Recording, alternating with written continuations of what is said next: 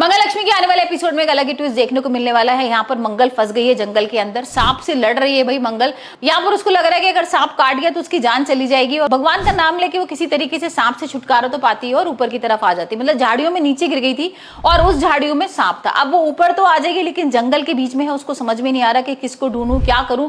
Competition का time भी हो रहा है और यहाँ पर अगर कॉम्पिटिशन तक नहीं पहुंची तो वो हार जाएगी। और यहाँ पर हमने देखा है ना, भारत की तरफ से भाई मंगल आई है फूड कॉम्पिटिशन में, और अगर वो नहीं पहुंच पाई तो सारी चीजें खत्म हो जाएंगी और भाई उसकी बहुत बदनामी भी होगी ऑफिस में। और हम देखते हैं कि किसी तरीके से किसी से कैब की मदद लेके, किसी की मदद लेके यहाँ पर वो पहुंच जाएगी कंपटीशन में, लेकिन अब हो जाएगी देर।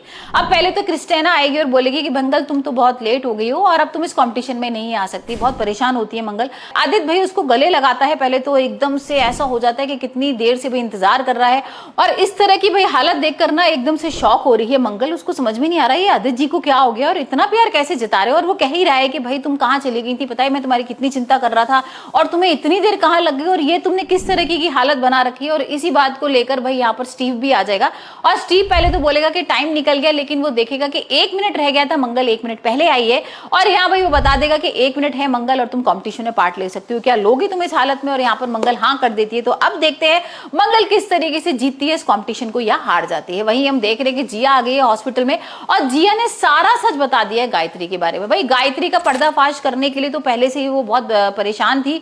मतलब उसने कितनी बार ब्लैकमेल भी किया था कि तुम लक्ष्मी को दूर कर दो कार्तिक की जिंदगी से, नहीं तो मैं सारा सच बता दूंगी। और यहाँ पर वो लक्ष्मी को दूर नहीं कर पाती है। लक्ष्मी किसी तरीके से रघुवीर बचा लेता है, लक्ष्मी आ जाती है जंगल से। यहाँ पर कार्तिक के गले वगैरह मिलके सब बताती है कि किस तरीके से उसको बांधा गया था रस्सी से, और यहाँ पर बोरी बंद करके उसको मिट्टी में दफना दिया था।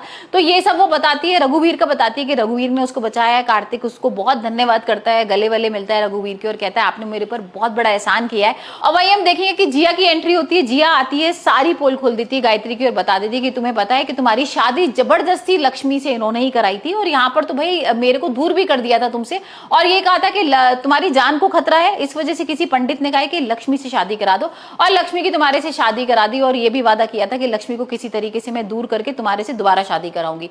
तो अब देखो तुम अपनी माँ से पूछो कि इन सब के पीछे क्या सच है। तो अब देखते हैं कार्तिक के सामने गायत्री क्या सच बताती है और किस तरीके से उसका पर्दाफाश होता है।